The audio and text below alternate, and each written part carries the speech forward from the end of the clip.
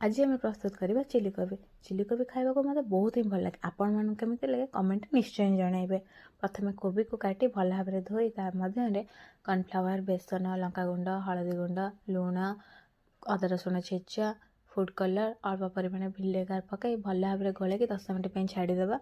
4टी पिंज, 2टी tomato, 1 capsicum, अल्प किसी कंचा लंका को भल भाव में काटिदेबा। कड़े तेल पकई ताको गरम हवा को छाड़ीदे। तापर रखिथिबा कोबी को ता मध्य पकईकी भल भाव में छाड़ीदे जेमती कोबीटा खाइबा को क्रिस्पी लगे। तापर कड़े तेल दे अल्प किसी अदा रसुण छेचा, पियाज, टमाटो, कैप्सिकम, कंचा लंका पकईकी 2-3 मिनट भाजीदेवा। तापर विनेगार, लुण, लंका गुंड, चिली सॉस, टमाटो सॉस पकईकी आमर चिली प्रस्तुत करदबा। कहापाई? कोबी पाई। तापर कोबी को पकाई आम कौन प्रस्तुत करवा? चिली कोबी। यह खाइबा को बहुत टेस्टी निश्चय थे ट्राए करेंगे।